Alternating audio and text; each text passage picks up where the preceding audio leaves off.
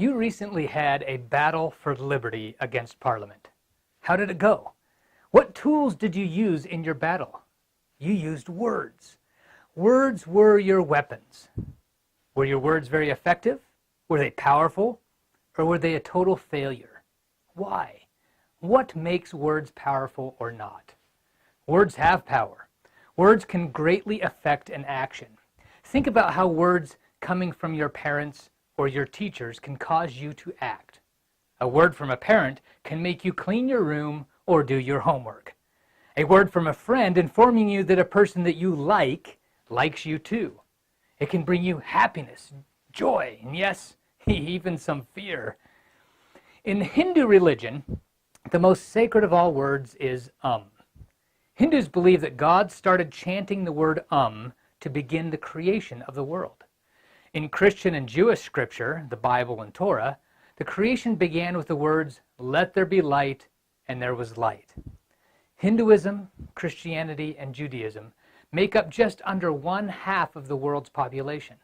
Roughly 1/2 of all people on earth believe that words are so powerful that they literally created the universe. Now, whether these words are to be taken faithfully or figuratively, or if you do not even believe in God or the verses of Genesis, or whether you reverence the word or not, the point is, what you think becomes language, language becomes action, action has results or consequences. Are words really powerful enough to create the universe, or are they just words? In the secular world, like in the religious world, words are also considered powerful enough to create. In law, for example, there is what is called an artificial person. Black's Law Dictionary defines an artificial person as a non-human entity that is created by law and is legally different, owning its own rights and duties. An artificial person is literally created by law, and law is simply a collection of words. Laws can have the power to create an artificial person with its own rights and duties. So now, when the law is talking about a person, it may not be talking about a naturally born human being, it may be talking about an artificial person too. That's a little scary. Now let's talk about what gives words their power. Let's talk about general semantics. It's a study that began almost 100 years ago.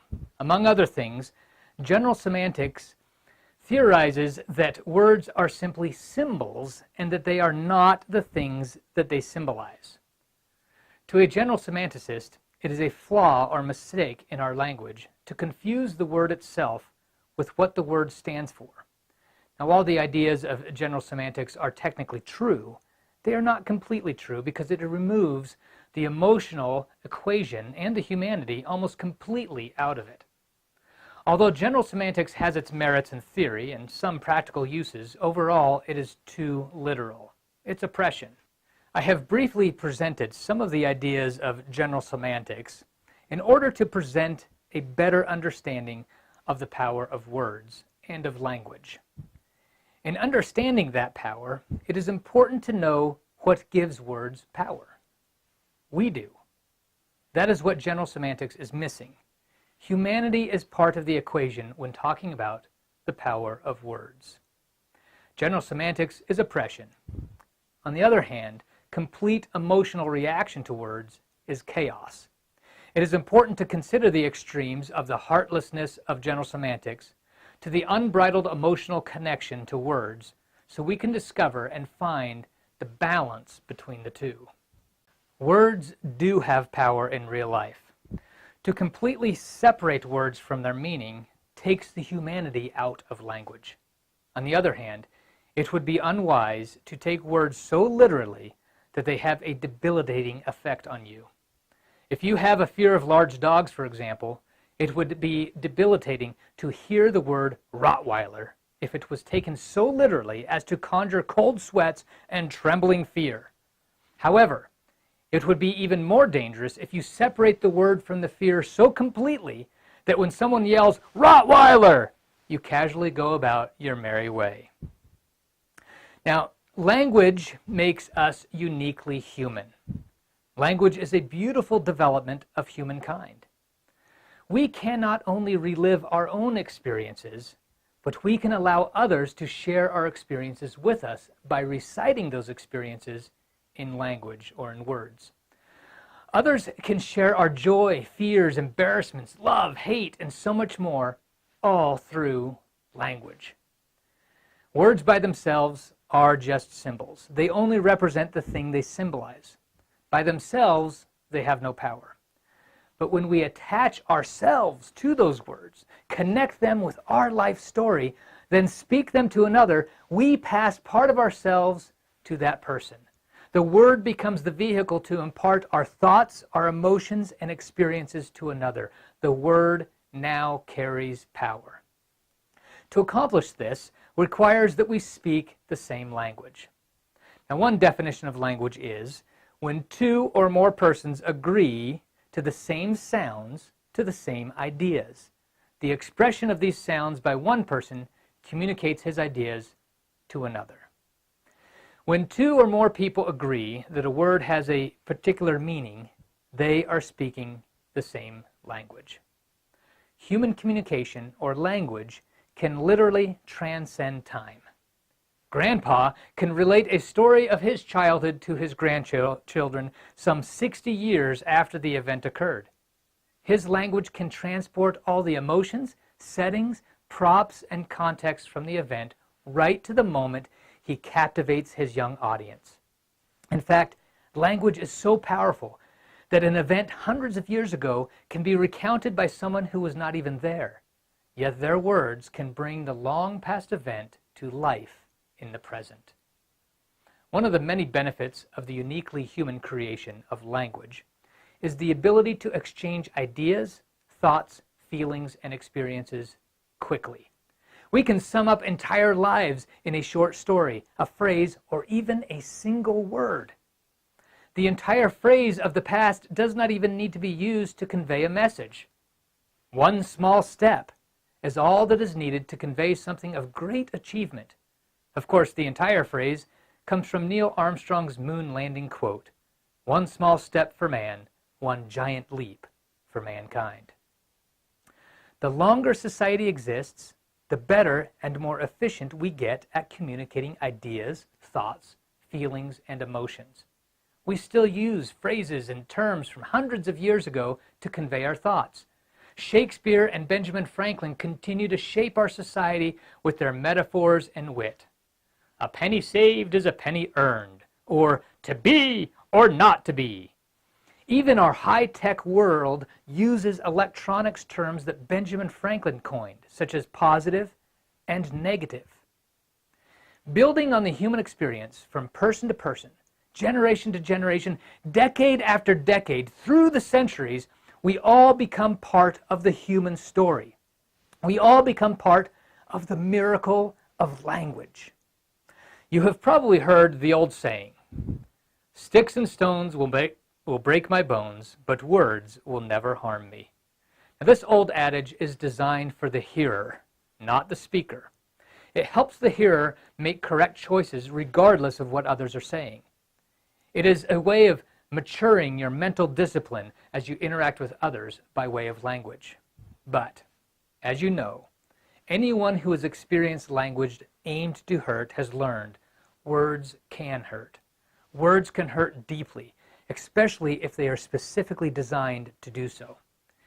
Even a word not spoken can have a negative effect if a word spoken would have prevented that negativity. Or the opposite. A negative word spoken can have a bad effect. Thumper's dad had it right. "He doesn't walk very good, does he?" Thumper? "Yes, Mama." What did your father tell you this morning? "If you can't say something nice, don't say nothing at all." A word unuttered will leave a void where something great might have taken place, where just a word might have started a ripple to make it so.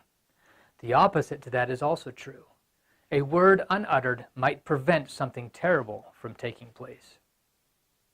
It is important to understand the power of words and language in order to learn how to speak the language of liberty. Because what we speak today will be the reality of tomorrow. If you speak the language of liberty today, you will have liberty tomorrow. If you speak the language of captivity today, you will have captivity tomorrow. The phrase, "you are what you eat," may be true of our physical existence, but as it relates to our mental existence, it is not what goes in that matters as much as what comes out. We are what we speak. We grow into our language, good or bad. If you use disrespectful language, you will become disrespectful. And if you use respectful language, you will become more respectful. Not only that, you will often be respected or disrespected by others based on the language that you use too. It is quite remarkable what words can do to make things happen. We can go from language to the moon and beyond. We choose to go to the moon. We choose to go to the moon in this decade and do the other things, not because they are easy, but because they are hard. These are the immortal words of President John F. Kennedy on September 12, 1962. On July 21, 1969, in the same decade as his speech, just as JFK had declared, Neil Armstrong made that small step to the surface of the moon. That giant leap was far more than just going to the moon, though. It was far more than advancements in technology and resulting increase in the quality of life for mankind. It represented a far greater advancement in mankind. But before it was so, the vision was expressed in words. JFK outlined the goal of going to the moon by the end of the 1960s. But many have forgotten the loftier goal outlined in his vision: to gain new ground, new territory, not for conquest, but for exploration. Not to expand an empire, but to further all mankind. The goal of a non-aggressive conquest was a rare occurrence in history. In 1957, the United Soviet Socialist Republic, USSR, or Russia, had launched Sputnik, followed by a man in space in 1961. Russia was ahead of the United States in manned spaceflight. JFK acknowledged this in his speech. "To be sure, we are behind, and we will be behind for some time in..." Well, let's just let President Kennedy tell us. To be sure, we are behind, and will be behind for some time in manned flight.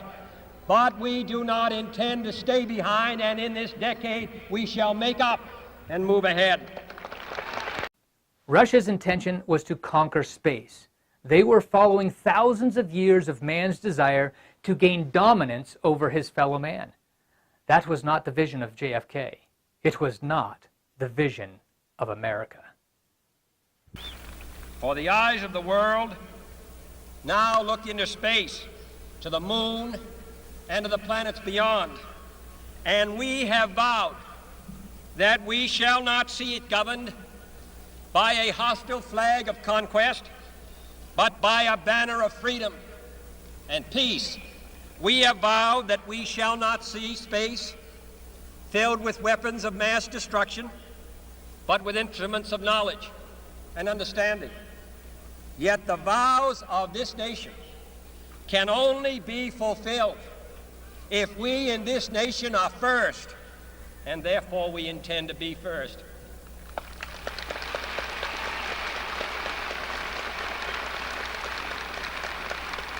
In short, our leadership in science and industry, our hopes for peace and security, our obligations to ourselves as well as others, all require us to make this effort, to solve these mysteries, to solve them for the good of all men, and to become the world's leading spacefaring nation.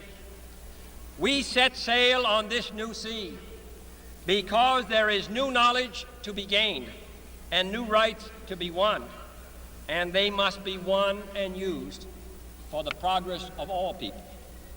For space science, like nuclear science and all technology, has no conscience of its own. Whether it will become a force for good or ill depends on man. And only if the United States occupies a position of preeminence. Can we help decide whether this new ocean will be a sea of peace or a new terrifying theater of war? For all intents and purposes, this vision has become a reality. Space is not filled with weapons of mass destruction, but with instruments of knowledge and understanding. It is true that there has been a glimpse of war in spy satellites, the Star Wars program, etc. JFK was not ignorant to this, or even to the need for this. He said, I do not say that we should or will go unprotected against the hostile misuse of space any more than we go unprotected against the hostile use of land or sea. But I do say that space can be explored and mastered without feeding the fires of war, without repeating the mistakes that man has made in extending his writ around this globe of ours. most of space is filled with instruments of communication, of exploration, and a space station that has brought unity to nations through shared science. There is no strife, no prejudice, no national conflict in outer space as yet. Its hazards are hostile to us all. Its conquest deserves the best of all mankind, and its opportunity for peaceful cooperation may never come again. JFK and others of the day used words to convey a vision, and those words became reality. Can you imagine where we would be today if the prevailing words would have been those of negativity, defeat, or worse, words of violent conquest? JFK spoke the language of liberty in 1962, and as a result, we have more liberty in our day and in space. Now, consider the following phrases from our founding documents. All men are created equal, separate and equal station. Person shall be eligible to the office of president. 3/5 of all other persons. And we the people. What do each of these phrases have in common? They were not the reality of the day when they were written in 1776 and 1787. All men might have been created equal in reality, but in 1776, other men did not live by this self-evident truth. While America was working to bridge the gap between the classes and other discrepancies, slavery continued to be a dark cloud that loomed over the country. Though the powers of the earth recognized each individual in their separate and equal station, that certainly was not the case in 1776. Slavery, indentured servitude, social classes, and much more indicated that the public did not recognize the separate and equal station of the individual. The Constitution of the United States does not mention women, but it also does not mention men. A person shall be eligible to the office of president. A person. The Constitution is gender neutral. It did not prohibit women from voting or holding public office, but that was not the reality of the day. Women could not vote in 1787 or hold public office, even though the Constitution did not prohibit it. Individual state laws prohibited it. The Constitution allowed it. The founders are often accused of racism for the 3/5 clause in the Constitution.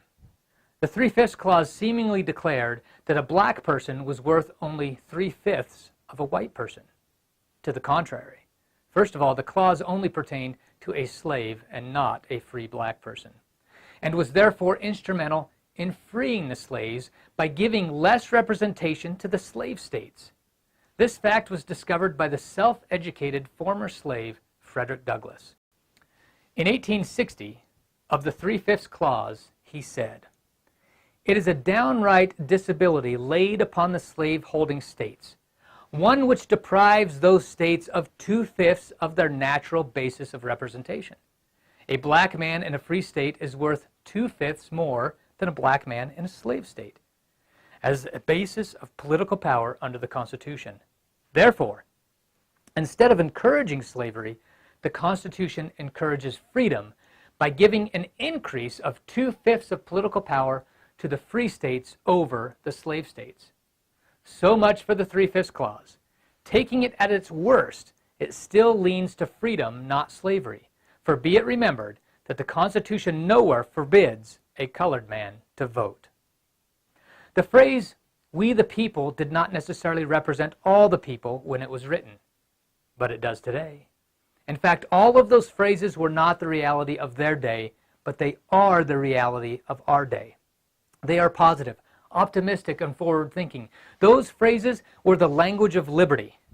When we speak the language of liberty today, we will have liberty tomorrow. All men were not created equal in 1776. But the phrase, "all men are created equal," sparked a revolution in the mind of man that eventually freed the slaves, bridged the social classes, and secured the right of women to vote and hold public office. Our day is certainly not perfect. We still have a long way to go before those phrases are perfectly realized. But we have come far from the days when men held other men in bondage. We have at times gone backwards too. As our language changes, we either leap forward or stumble back. The gap between social classes, for example, seems to widen when we use the language of captivity, such as entitlement and victimization language, instead of the more optimistic approach of industrious and empowerment language. It is clear that we become what our language is. If we talk like a victim, we will become a victim. If we speak of our dreams, we will likely achieve our dreams. The founders had a vision of what they thought we could be, even though we were not in 1776 and 1787. They hoped that if they laid the words down, if they presented them to the tribunal of the world, they would become a reality in future days. In 1776, there were words of liberty, and those words became liberty. The words are liberty. Words, when given or deprived of meaning, become powerful or powerless. What words are you using? What future are your words conjuring? If you speak the language of captivity, then you have captivity to look forward to in the future. If you want to partake of the fruit of liberty in the future, you must speak the language of liberty today. Now, as you continue to develop self-government as a class, remember the power of words. You should also remember that once you have found the right words for self-government in your class, you should write them down. The spoken word carries with it emotion that can also fade, but the written word will last forever. That is why a government established in a written constitution has proven to produce more stability for a longer period of time than any other method for establishing governance in society.